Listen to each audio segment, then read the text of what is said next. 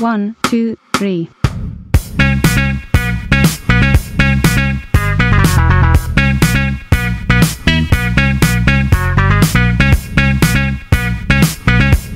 So, Luke, epic, here at Beerfest, how's it going? I know it's raining, so it's not as great as you wanted it to be, but how's it going so far? It's been a lot of fun, met a lot of cool people. We were pretty set on the fact that no one was going to turn up, but we realised that people in Wellington are pretty resilient to dodgy weather.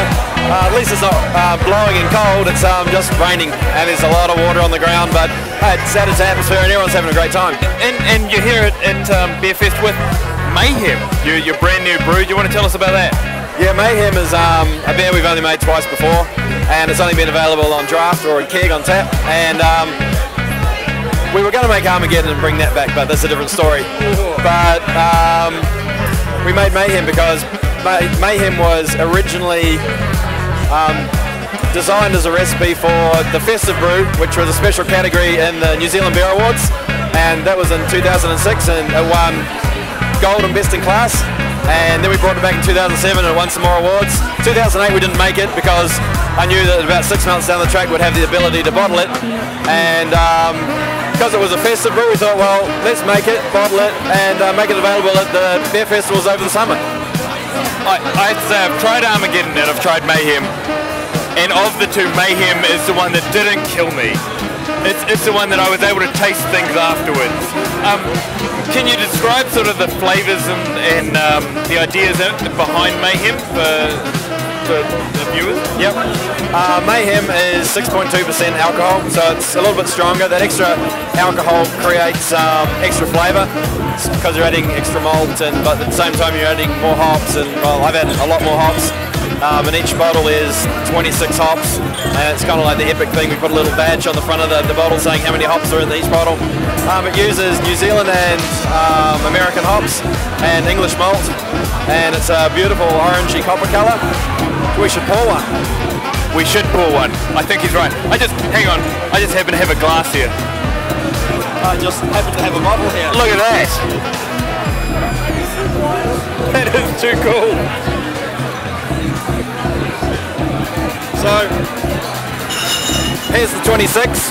We put Best in Class on it so people know that it's won something. It's a limited release ale, and yeah, it's a bit of fun. Awesome. And over here, we have the little sign of the imp. But I'd never seen that before. There'll be cooked Easter eggs on the internet over the next week or so. You have to go out and find out what the imp is. I like that. I like that a lot. So, here's the colour, I guess. You can give it a whirl. It's just slightly darker in colour than the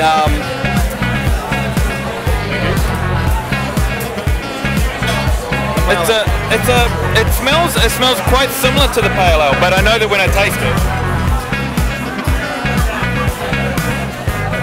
it's got a much stronger bite to it than a medium middle term, and then a really nice sweet aftertaste, which is much different to the pale ale. Yeah, the pale ale is a lot drier and a lot more bitterness, and even the bitterness is perceived a lot higher because of that dryness, where this beer has a residual malt sweetness and the actual bitterness level is lower, so the balance there is probably a lot better. Not that the pale ale is out of balance, it's just more aggressive and a lot harder in the hop front, whereas this has like sweeter malts to balance that hop.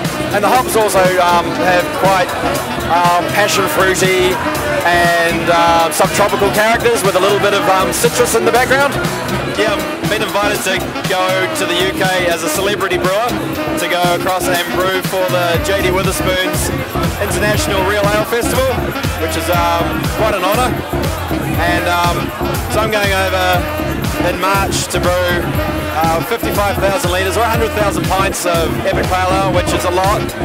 And that'll be available for sale over the 2-week period in April when the festival's on.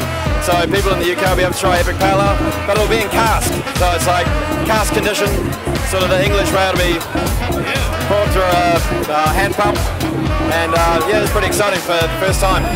Will that change the flavour at all? Cask and hand pump sort of Yes. pale ale? Yeah, well, I've got a pretty good idea how it's going to change it and maybe tweak the recipe a little bit when I'm there, and yeah, just see how it goes. Are you worried because the Epic Pale Ale is an American Pale Ale? Am I right? Yes. Okay, cool. And the British aren't quite used to that sort of quite hoppy flavour. How are you expecting that to go down? Really, really well.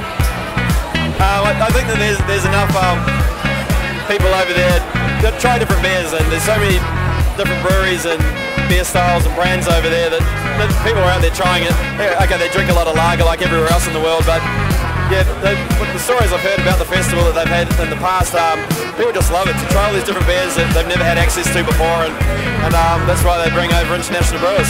Oh, brilliant. Are you taking the Mayhem with you? I'll probably be taking a case to show around to a few people. Excellent. And are those sorts of markets that you want to expand into in terms of export markets?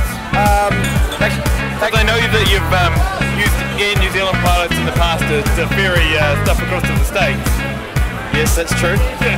Actually, at the moment, we've got a pending order, which is on hold for Australia, but we've had such a great February that we don't actually have the stock to ship them right now. They have to wait till April when the next batch, or 2 more batches down the track, is available. So because we don't want to run out of New Zealand just to start developing a new market. So I told the guy, well, can you wait another 6 weeks before this next batch comes through? Totally. Screw the others. Make them wait. Thank you so much for your time. We hope you do well here at Beerfest and over in England as well. Awesome. Cheers. Cheers.